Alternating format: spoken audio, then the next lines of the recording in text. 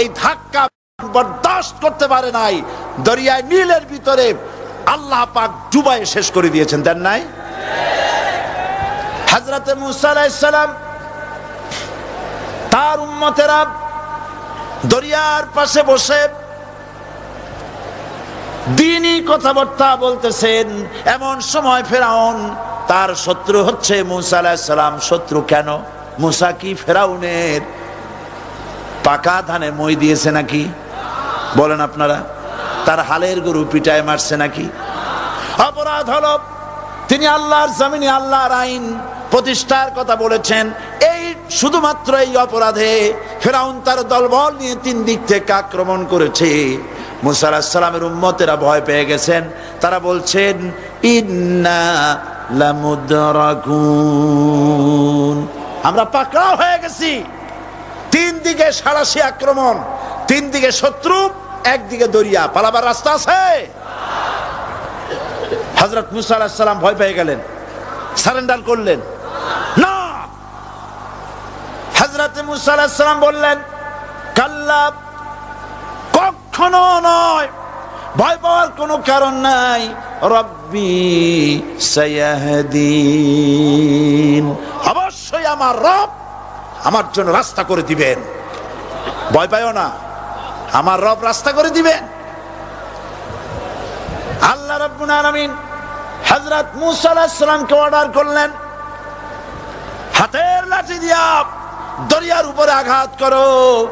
হযরত মুসা আলাইহিস সালাম দরিয়ার উপরে আঘাত করলেন। রাস্তা ছিল দরকার একটার, এক বাড়িতে আল্লাহর হুকুমে লাঠি দিয়ে একটি আঘাত করার সঙ্গে সঙ্গে হযরত মুসার তার সঙ্গী সাথী দরিয়া পার হওয়ার জন্য দরিয়ার মধ্য দিয়ে আল্লাহ 12টা রাস্তা পয়দা করে দিলেন।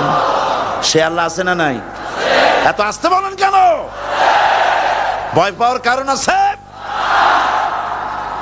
রাষ্ট্র শক্তি বাধা দিয়েছে সমস্ত নবীদেরকে। কেন? নবীদের চরিত্র খারাপ? জোরে বলেন, নবীদের চরিত্র খারাপ? নবীদের চাইতে মাসুম বেগুনাহ উন্নত চরিত্রের মানুষ আল্লাহর আকাশের নিচে জমিনের উপরে আর হয় নাই। তোমরা যে সব নেতাদের পিছনে দৌড়াও, অমুক সৈনিক, নেতা নেতা করে মরো, এইসব নেতা যাদের পিছনে দৌড়াও, এই নেতাগুলি, আমি জিজ্ঞেস করি আপনাদেরকে, এই নেতাগুলি জীবনে একবারও জেনা করে নাই? এ ব্যাপারে অনুসারীরা আপনারা কি নিশ্চিত? মিথ্যা কথা জীবনেও কয় নাই, প্রতারণা করে নাই, ঠাট্টা করে নাই, বিদ্রুপ করে নাই, মদ খায় নাই, মানুষ হত্যা করে নাই। কিসের নেতা? নেতা হচ্ছেন সেই ব্যক্তি যিনি বলেছেন, ও আমার স্ত্রীরা, ও আমার সাহাবীরা, রাতের আধারে আমার মধ্যে যা আচরণ দেখতে পাও, দিনের আলোতে আমার মধ্যে যা দেখতে পাও, সবগুলি খুলে খুলে মানুষের কাছে বলে দাও। তার নাম বিশ্বনবী মুহাম্মদ রাসূলুল্লাহ সাল্লাল্লাহু আলাইহি ওয়াসাল্লাম।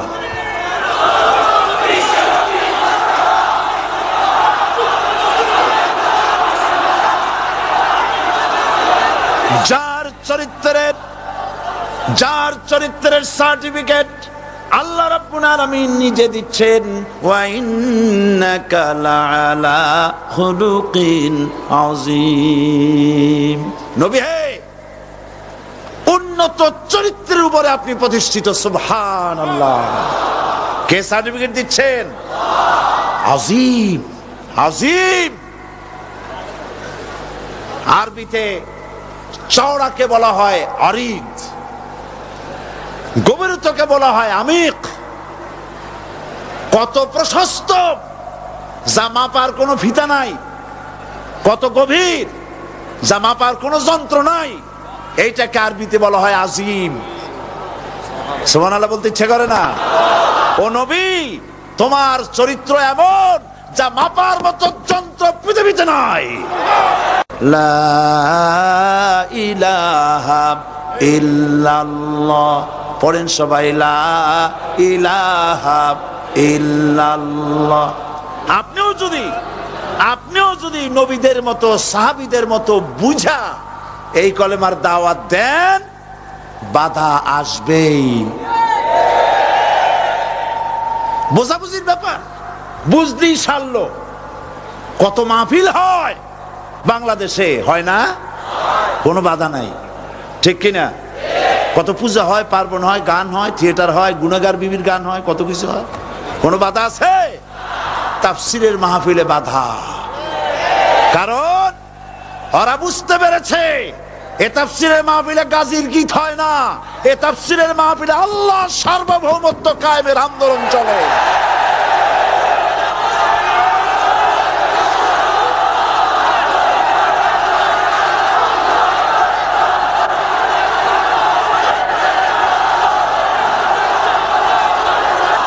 বিশ্বকবি আল্লামা ইকবাল কি সুন্দর করে বলেছেন, আজ ভি হো জু ইব্রাহিম কা ইমা पैदा आग कर सकती है एक अंदाज़े गुलिस्तां पैदा।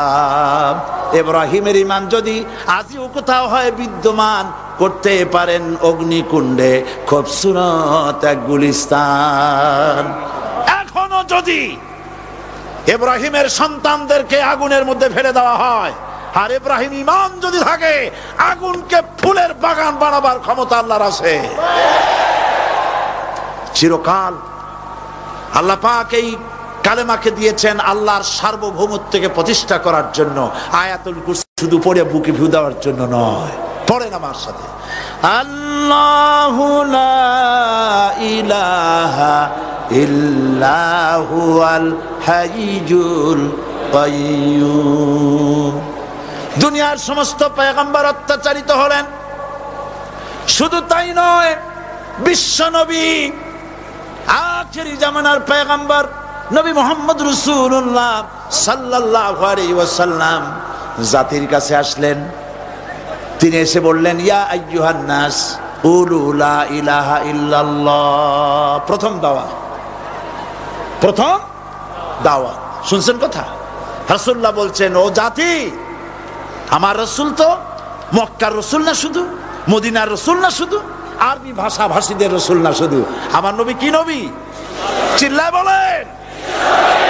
তাই তিনি বলেছেন, ও বিশ্বের মানবতা, বিশ্বের মানব গোষ্ঠী, যদি মুক্তি পেতে চাও, নাজাত পেতে চাও, উচ্চারণ করো, বিশ্বাস করো, আমল করো, বলো লা ইলাহা ইল্লাল্লাহ। জোরে পড়েন, লা ইলাহা ইল্লাল্লাহ, লা ইলাহা ইল্লাল্লাহু মুহাম্মাদুর রাসূলুল্লাহ। কোরআনে কারীমের ভিতরে আয়াতুল কুরসির মধ্যে বলে দিয়েছেন, আল্লাহু লা ইলাহা ইল্লাহু আল হাইয়ুল কাইয়্যুম। প্রাণ খুলে সবাই পড়েন, বসা মানুষ, দাঁড়ানো মানুষ, আল্লাহু লা ইলাহা ইল্লাহু আল হাইয়ুল কাইয়্যুম। আল্লাহ রাব্বুল আলামিন, তিনি ছাড়া কোনো ইলাহ নাই, তিনি সার্বভৌমত্বের মালিক, কেউ নাই আল্লাহ ছাড়া। এই কথা মানুষকে ঘোষণা করতে হবে।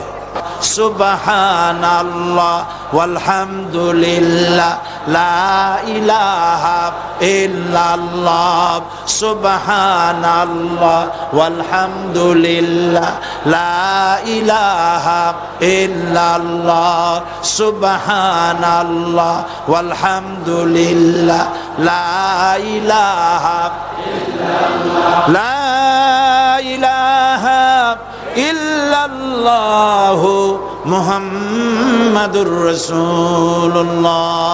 আল্লাহুম্মা আমিন। রব্বানা যালামনা আনফুসানা ওয়া ইন লাম তাগফির লানা ওয়া তারহামনা লানাকুনান্না মিনাল খাসিরিন। সবাই পড়েন আমার সাথে, রব্বানা যালামনা আনফুসানা ওয়া ইন লাম তাগফির লানা ওয়া তারহামনা লানাকুনান্না মিনাল খাসিরিন। রব্বানা যালামনা আনফুসানা ওয়া ইন লাম তাগফির লানা ওয়া তারহামনা লানাকুনান্না মিনাল খাসিরিন। আলোচনায় যদি কোনো ভুল হয়ে থাকে আল্লাহ দয়া করে মাফ করে দাও। রব্বুল আলামিন আমাদের দোয়া দুরুদি জিকির আজকারে আমাদের আলোচনায় তুমি যে খুশি হয়েছো যতটুকুন তার সবটুকুন বিশ্বনবী মুহাম্মাদুর রাসূলুল্লাহ সাল্লাল্লাহু আলাইহি ওয়াসাল্লামের রূহ মুবারকে পৌঁছায়া দাও।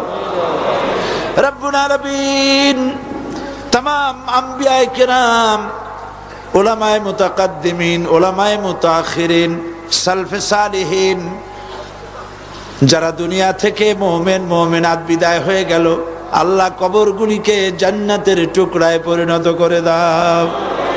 রব্বুল আলামিন এই লক্ষ লক্ষ মুসলমান নরনারী ভিক্ষুকের মতো তোমার দরবারে হাত তুলেছি আল্লাহ গো, আমাদের মধ্য থেকে আমাদের মা বাপ যাদের দুনিয়া থেকে বিদায় হয়ে গেছে আল্লাহ আমাদের মা বাপের কবরে সওয়াব পৌঁছায়া দাও।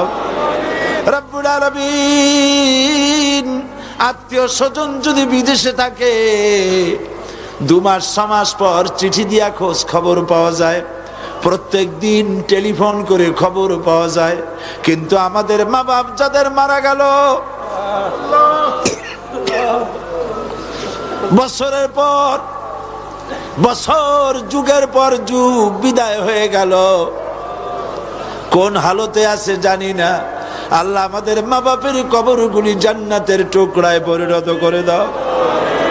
রব্বুল আলামিন আমাদের আব্বা কত মহব্বত করতেন, কত কষ্ট করেছেন,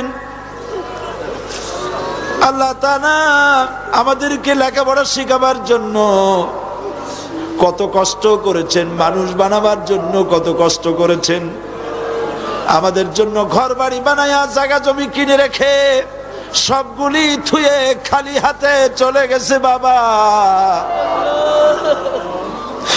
আল্লাহ আমাদের আব্বার রুহের পরে সওয়াব পৌঁছায়া দাও। রব্বুল আলামিন এখন তো আর বাড়ি গেলে নাম ধরে কেউ ডাকে না। আয় আল্লাহ আমাদের আব্বা যত গুনাহ করেছি জানা অজানা সমস্ত গুনাহগুলি আল্লাহ তুমি সাইয়াদগুলি হাসানাত দিয়া বদলাইয়া দাও। রব্বুল আলামিন আমাদের জনম দুঃখিনী মা, আয় আল্লাহ মা যা যে হারাইছে সেই বোঝে কি নিয়ামত তার চলে গেছে। আল্লাহ আমাদের মা যার বিদায় হয়ে গেছে মায়ের কবরটাকে জান্নাতের টুকরায় পরিণত করে দাও।